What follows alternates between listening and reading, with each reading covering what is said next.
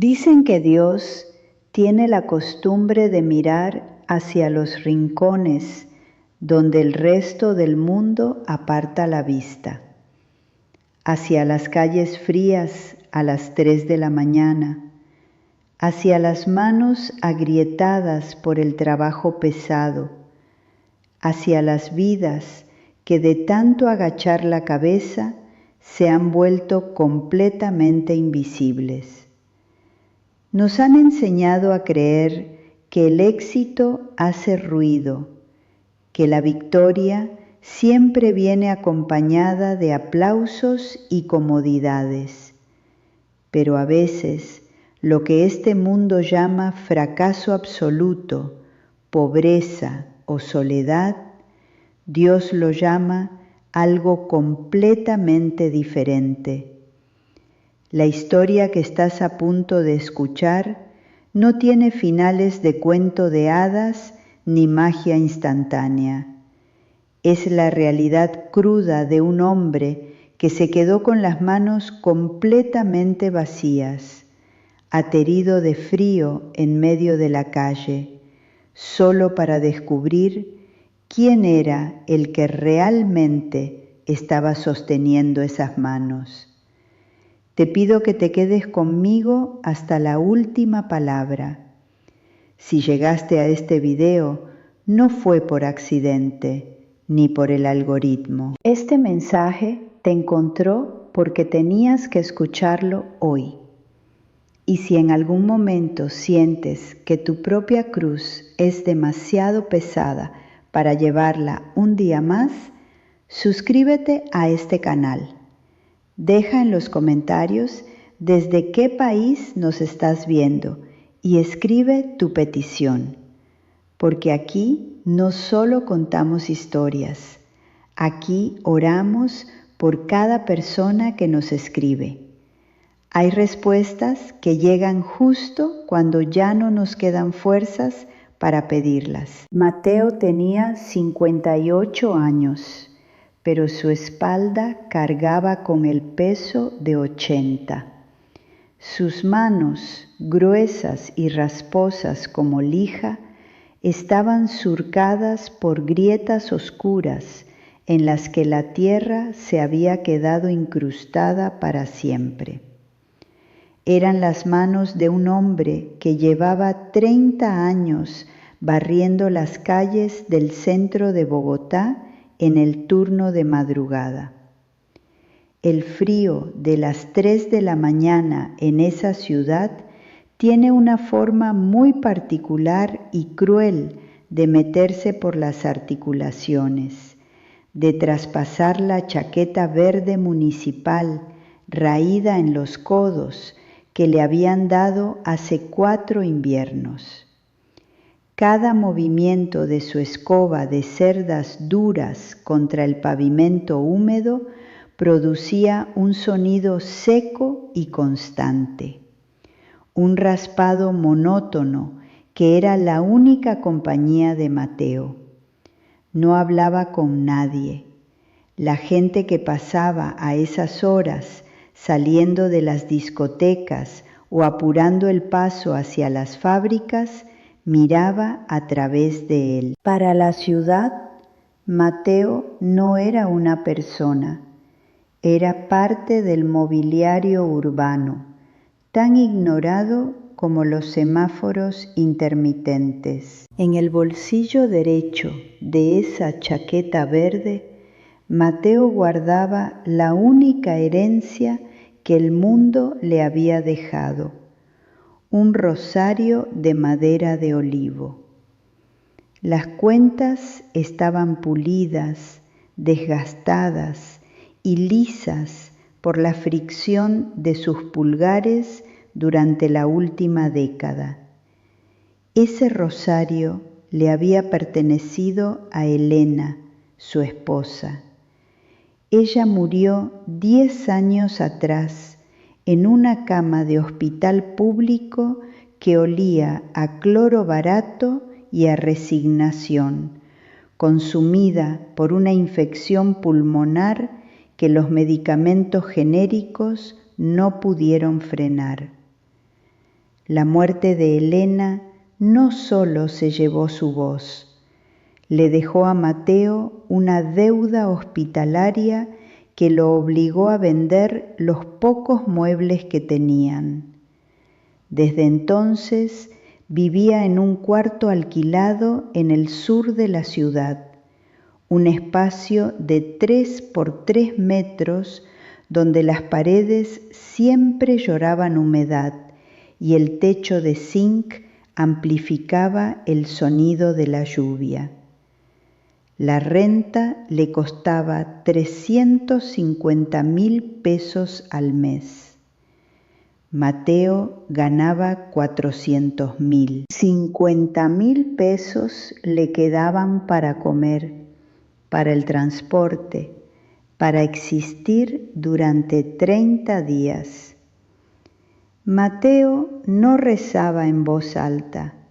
Su fe era un murmullo interno, una conversación silenciosa que consistía más en aguantar que en pedir. Mientras barría los restos de botellas rotas y cartones mojados, sus labios apenas temblaban. Aceptaba su soledad, aceptaba el dolor punzante en su rodilla izquierda, aceptaba que el mundo lo hubiera olvidado, con tal de poder pagar ese cuarto húmedo a fin de mes y no dormir en la acera. Cada vez que el pánico a la indigencia le apretaba la garganta, metía la mano en el bolsillo, tocaba la cruz de madera rota de su rosario y respiraba profundo. El olor a asfalto mojado y a basura descompuesta era el aire que respiraba, la rutina de un dolor silencioso que había aprendido a masticar sin quejarse. Pero la miseria rara vez se conforma con lo poco que uno tiene. El golpe llegó un martes por la mañana. El supervisor de la zona, un hombre joven que ni siquiera levantó la vista de su teléfono celular, lo llamó a la oficina. El tubo fluorescente del techo parpadeaba, emitiendo un zumbido eléctrico que a Mateo se le clavó en los tímpanos. Se recorta el presupuesto, don Mateo. La empresa va a meter barredoras mecánicas. Hoy es su último turno. Las palabras fueron clínicas, rápidas, sin anestesia. Le entregaron un sobre Manila con su liquidación. 180.000 pesos. 180.000. Faltaban 5 días para pagar la renta del cuarto húmedo. Mateo miró el sobre. Sintió que el aire desaparecía de la oficina, pero no dijo nada. Apretó los labios, firmó el papel con su mano temblorosa y salió a la calle. Caminó de regreso a su barrio sin tomar el autobús para ahorrar los pasajes. Eran casi las 2 de la mañana. Lloviznaba. El agua helada le mojaba la cara, confundiéndose con lágrimas que no se permitía derramar. En su bolsillo izquierdo llevaba el sobre con el dinero insuficiente.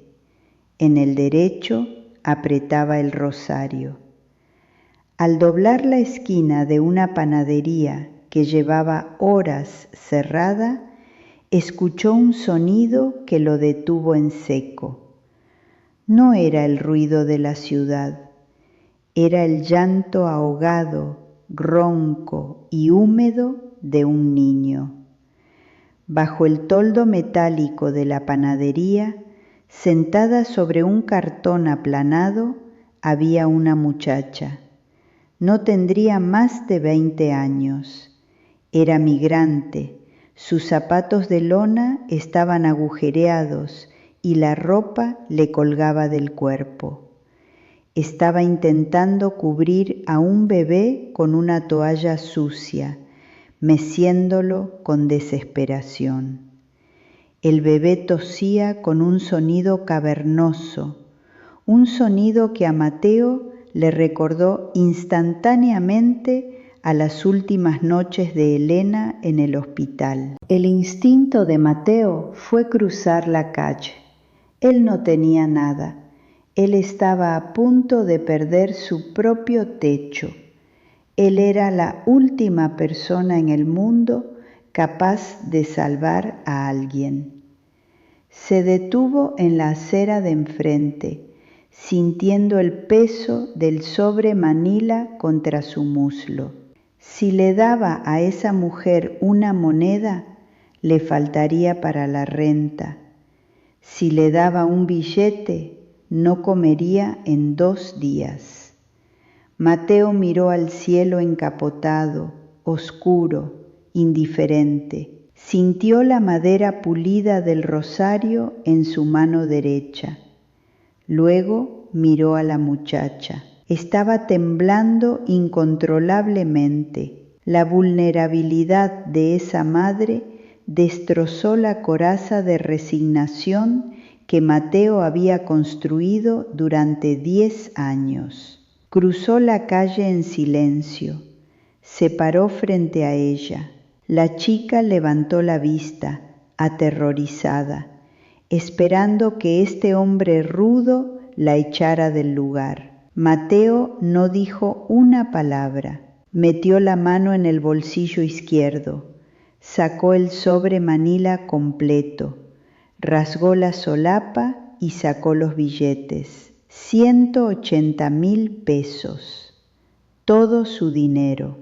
Absolutamente todo. Se los puso en las manos congeladas a la muchacha. Ella abrió los ojos desmesuradamente, intentando articular una palabra, pero Mateo se dio la vuelta y se alejó rápidamente, perdiéndose en la neblina antes de que ella pudiera agradecerle. Mateo caminó el resto del trayecto hacia su cuarto húmedo, sabiendo perfectamente lo que acababa de hacer.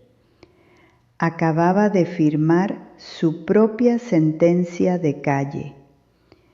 Sentía un vacío físico en el estómago y un terror primitivo y puro quemándole la garganta. Y quizás tú, que me estás escuchando en este preciso momento, conoces de memoria esa sensación, esa opresión brutal en el pecho cuando las deudas te asfixian, cuando sientes que intentaste hacer lo correcto y el mundo, en lugar de premiarte, te castiga. Cuando miras al techo en la madrugada, con los ojos abiertos en la oscuridad, preguntándote con lágrimas en los ojos si Dios se olvidó de tu dirección, si acaso eres invisible para Él. No estás solo en ese abismo.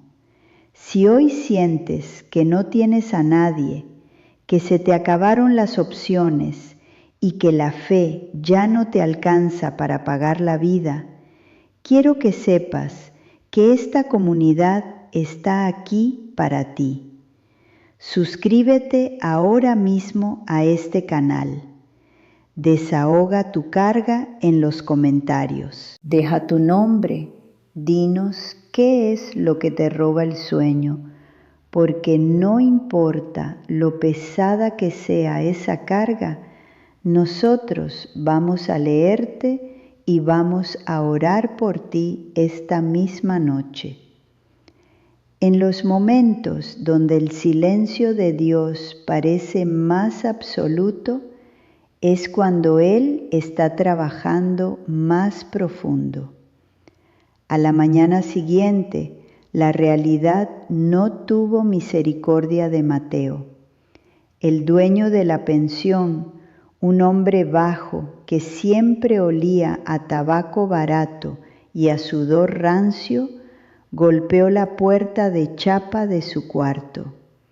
Mateo no tenía los 350,000 pesos de la renta, ni siquiera tenía los 180,000 para pedir un adelanto. El hombre no quiso escuchar explicaciones. Le dio 10 minutos para sacar sus cosas. Mateo metió 2 camisas raídas, un pantalón extra y una foto descolorida de Elena en una bolsa de plástico negra de supermercado. Cuando el candado metálico hizo clic cerrando la puerta de la que había sido su casa por 10 años, Mateo sintió que algo dentro de su pecho también se cerraba. Esa noche, Mateo durmió en la calle por primera vez en su vida. Escogió una banca de cemento en un parque lejano al centro, para que sus antiguos compañeros de limpieza no lo vieran. El frío de la madrugada golpeó con una ferocidad nueva. Ya no era el frío de estar trabajando, era el frío de estar inmóvil, de ser desechable. La humedad le calaba los huesos, el hambre le provocaba mareos punzantes. Un grupo de jóvenes pasó cerca de la banca y fingió no verlo. Para ellos, él ya era parte del paisaje de la miseria. Alrededor de las 3 de la mañana empezó a llover, una lluvia pesada y gélida. Mateo, tiritando y encogido sobre sí mismo, buscó instintivamente el bolsillo derecho de su chaqueta. Quería sentir el rosario. Necesitaba tocar esa madera para recordar que alguna vez fue amado por alguien. Sus dedos, rígidos por la hipotermia, se enredaron en el cordón desgastado. Al tirar de él con torpeza, el cordón se rompió. Un pequeño chasquido seco. Las decenas de cuentas de madera de olivo cayeron y se esparcieron rodando por el barro y los charcos oscuros bajo la lluvia. Mateo se tiró al suelo. De rodillas en el lodo helado, empezó a tantear el barro a ciegas, intentando recuperar las cuentas de su esposa. Encontró 3. Las demás habían desaparecido en la oscuridad de los charcos.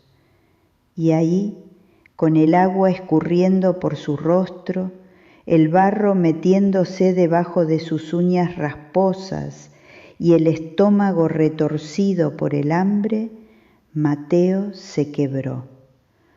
No fue un llanto de película, fue un sollozo ahogado, un gemido animal que le raspó la garganta. Por primera vez en 10 años le reclamó a Dios.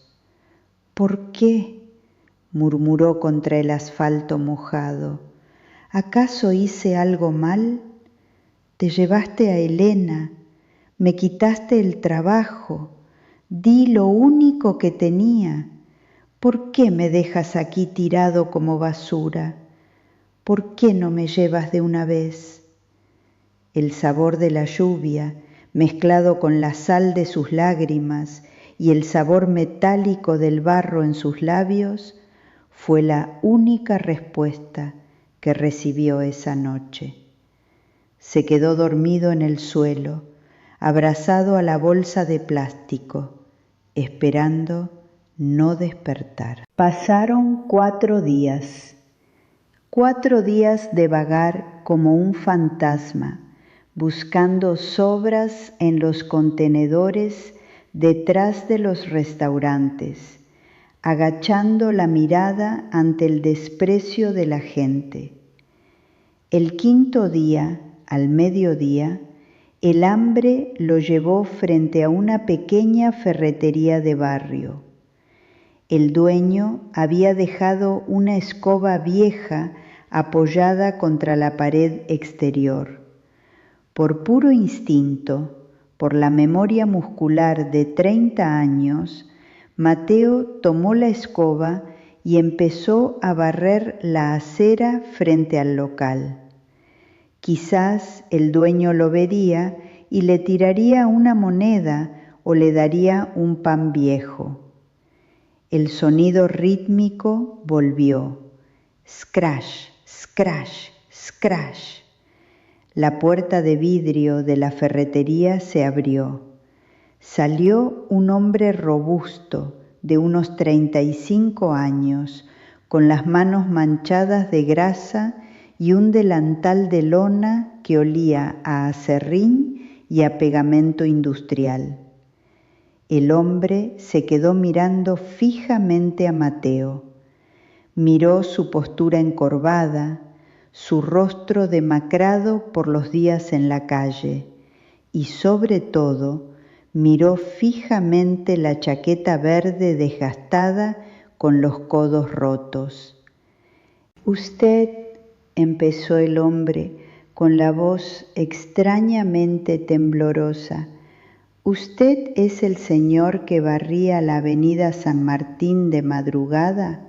Mateo detuvo la escoba. Apretó las manos contra el palo de madera, esperando que lo corrieran del lugar. Asintió lentamente, sin levantar los ojos del suelo. El hombre de la ferretería dio un paso al frente y, sin importarle el olor a calle y a sudor rancio de Mateo, lo tomó por los hombros. Los ojos del ferretero estaban inundados en lágrimas. «Llevo 5 noches manejando mi camioneta por todo el centro buscándolo», le dijo con la voz rota. «Mi hermana pequeña me describió su chaqueta verde. Me dijo que usted ni siquiera le dijo su nombre». Mateo levantó la vista lentamente. El hombre tragó saliva antes de continuar. Ella acababa de llegar al país. El marido la abandonó en la frontera. Esa noche mi sobrino estaba ardiendo en fiebre. Tenía una infección en los pulmones. Si pasaba esa madrugada a la intemperie sin medicina, no amanecía. Yo vivo aquí, al otro lado de la ciudad, y ella no tenía cómo llamarme ni cómo llegar. El dinero que usted le puso en las manos, con eso ella compró el antibiótico en la farmacia de turno y pagó el taxi hasta mi casa. El hombre apretó los hombros de Mateo. El niño está vivo, está durmiendo en la cuna en mi casa ahora mismo. Usted le salvó la vida a mi sangre. Mateo no podía articular palabra. El mareo del hambre y el impacto de la revelación lo hicieron tambalearse. El ferretero lo sostuvo con firmeza. «Me acaban de aprobar el crédito para expandir la bodega de atrás», continuó el hombre, limpiándose la cara con el dorso de la mano sucia de grasa. «Necesito a alguien de absoluta confianza que cuide el local de noche. Hay un cuarto al fondo, tiene paredes de ladrillo grueso, no entra el frío. Tiene una cama limpia, un baño con agua caliente y una pequeña cocina. Es suyo desde hoy y mientras usted viva, y le pago el doble de lo que le pagaba la municipalidad». Esa misma tarde, después de haber comido un plato de sopa caliente que le supo a gloria pura, Mateo se sentó en el borde de su nueva cama. El cuarto olía a pintura fresca y a café recién hecho. El silencio allí no era hostil, era un silencio de paz, de refugio, La luz de la tarde entraba por una pequeña ventana, iluminando sus manos callosas. Mateo metió la mano en su bolsillo derecho y sacó las 3 únicas cuentas de madera que había logrado rescatar del lodo. Las miró sobre la palma de su mano. Ya no sentía la necesidad de apretarlas con desesperación. Comprendió, con una claridad que le cortó la respiración, que su momento de mayor escasez, su sacrificio más doloroso, no había sido un error ni un castigo. Aquel dinero que entregó fue la semilla exacta de su propio rescate. Dios no había ignorado su llanto en el lodo. Dios había estado utilizando sus manos agrietadas para hacer un milagro en la vida de otra persona, sabiendo que ese mismo milagro se devolvería para sacarlo de la calle para siempre.